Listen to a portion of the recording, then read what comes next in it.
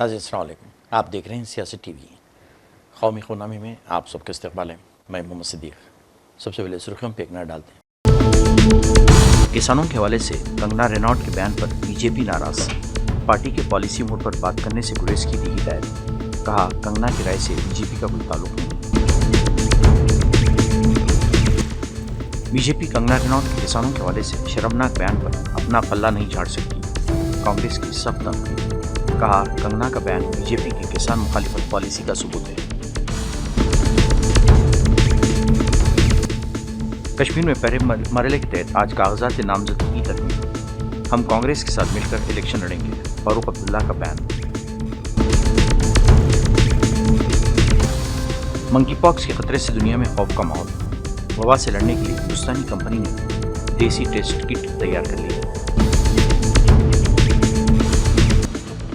गुजरात में सैलाब की सूरत संगीन। जनूबी गुजरात के कई गांव पानी में डूबे। अमित शाह ने वज़ीर आला से की बातचीत। राहतकारी इक़दाम में तेजी लाने की दी हिदायत। ये थी सुर्खियां। अब खबरों की तफसील पेश है। बीजेपी की रुकने पार्लियामेंट और अदाकारा कंगना रेनॉल्ट के किसानों से मुताल्लिक़ मुतनाज़ा बयान ने सियासी हलचल पैदा कर दी है। संयुक्त किसान मोर्चे के अलावा कांग्रेस, आम आदमी पार्टी और दीगर पार्टियां कंगना के बयान पर बीजेपी पर शदीद हमलावर हैं। कांग्रेस ने कहा कि अगर बीजेपी अपनी रुकने पार्लियामेंट के तफसीलों से मुत्तफिक नहीं है तो इसे पार्टी से निकाल देना चाहिए।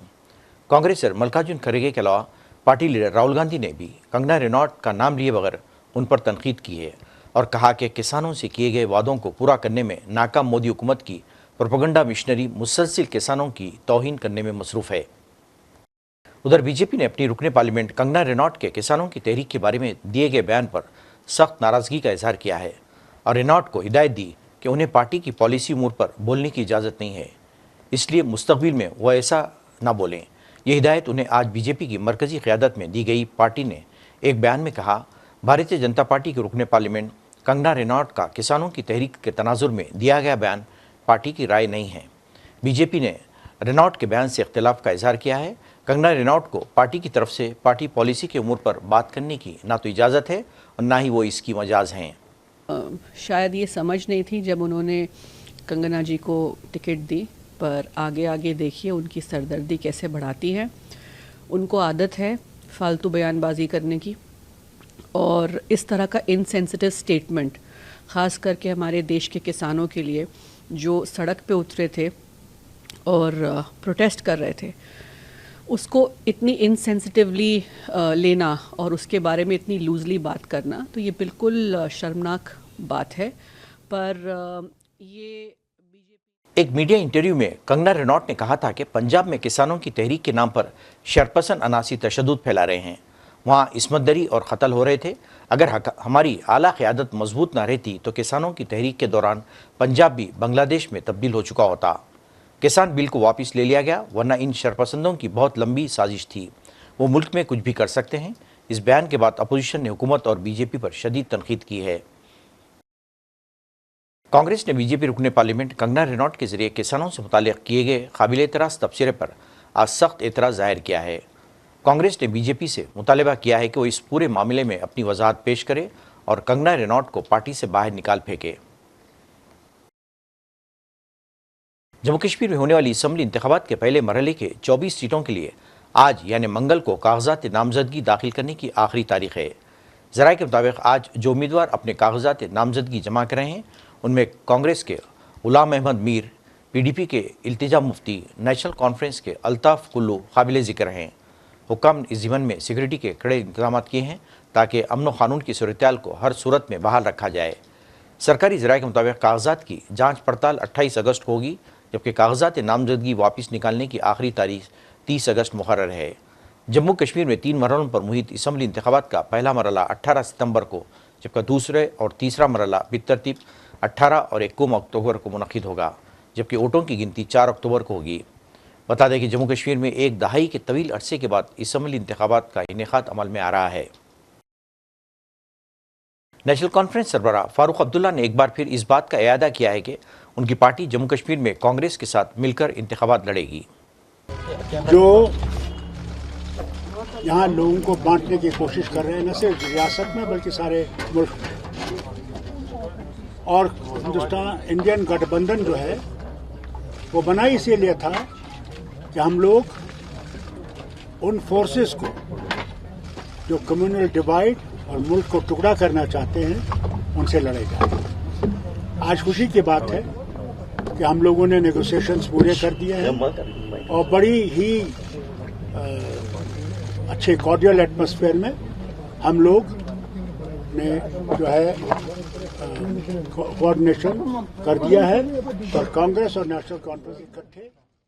आरजी कार मेडिकल कॉलेज और अस्पताल में इस्मत-दरी कत्ल केस के खिलाफ आज 27 अगस्त को बुलाई गई चलो सेक्रेटेरिएट रैली के तनाजुर में मगरबी बंगाल पुलिस ने मगरबी बंगाल के रियासती सेक्रेटेरिएट डबना के इर्द गिर्द सिक्योरिटी सख्त कर दी है। इस दौरान कहा जा रहा है कि सेक्रेटेरिएट के करीब हुजूम को रोकने की कोशिश के बाद एहतजाज पुरतशद्दुद हो गया। मुजाहिरीन ने रुकावटें तोड़ दी, जिसके बाद पुलिस ने मुजाहिरीन को मुंतशिर करने के लिए ताकत का इस्तेमाल भी किया। अभी वहाँ हालात काबू में बताए जाते हैं। केरला फिल्म इंडस्ट्री की हालत के हवाले से जारी की गई रिपोर्ट ने एक नई बहस छेड़ दी है। 233 सफ़ात पर मुश्तमिल इस रिपोर्ट में केरला के मलयालम फिल्म इंडस्ट्री में ख़वातीन के साथ होने वाले गैर मुनसिफाना रवैये और इनके जिनसी इस्तेसाल की तफसीलात मौजूद हैं। इस रिपोर्ट पर रद्द-ए-अमल ज़ाहिर करते हुए केरला फिल्म इंडस्ट्री में काम करने वाली एक अदाकारा ने कहा कि केरला फिल्म इंडस्ट्री की सूरत-ए-हाल इससे कहीं ज़्यादा हौलनाक है। हेमा रिपोर्ट ने इंडिया की इस फिल्म इंडस्ट्री में अदाकारों के साथ जिनसी इस्तेसाल और कास्टिंग काउच स्कैंडल से पर्दा उठाया है। इस रिपोर्ट पर रद्द-ए-अमल ज़ाहिर करते हुए अदाकारा मीनू मुनीर ने मलयालम के मुमताज़ अदाकारों और टेक्निकी माहिरीन जैसे मुकेश, एडविला बाबू, जय सूर्या और दीगर पर जिनसी इस्तेसाल और बदसलूकी का इल्ज़ाम लगाया है। And I was very confused. I thought of sharing my this experience with him. I thought, and I just pulled the chair and I sat with him, Jagdish Rumacharan. That time, Jay Surya also came behind me and he asked me, "Miu, I'll ask you one thing. Just answer yes or no." I just looked at him. Then he said, "I have a flat in Toronto. If you cooperate with well and good, you'll be benefited." I said no. After that, I had no any approach from Jay Surya. Yes, Jagdish Kumar, Salimka, all the prominent actors were there in there. Even Balachandra Menon, everybody were there that time. So then after that, in that same location itself, Idewala Babu was also there, and he also expressed his interest for a relation, sexual relation, and be with me. And I am a single, I am a bachelor, and you can be with me. We can do so many things. Can you sing? Can you dance? Then it is good. I can introduce you in abroad and all. I can take you to abroad, like that. So that time it was a fresh and it was my first movie. I didn't understand properly what's going on. Okay. After that, calendar movie. That calendar movie, I was invited as Manimbala Raju's wife. That time he too expressed his interest. That time and all, I was driving myself and going in the location. So deliberately, one production controller sent Manimbala Raju to my car. They could have sent it to production car. No, why they sent it? Purposely, deliberately they sent. So he was sitting next to me in the front seat itself, and I'm driving. That time he was asking what's your name, so and so. Then he slowly changed his track. Where is your husband? Abroad. So how will you tolerate him? How will you spend your days without a husband? How will you sleep alone? दुनिया भर में इस वक्त monkey pox के खतरे से खौफ का माहौल पाया जाता है। हिंदुस्तान में भी इस मर्ज से राहत और बचाव के लिए सरगर्मियां तेज हो गई हैं।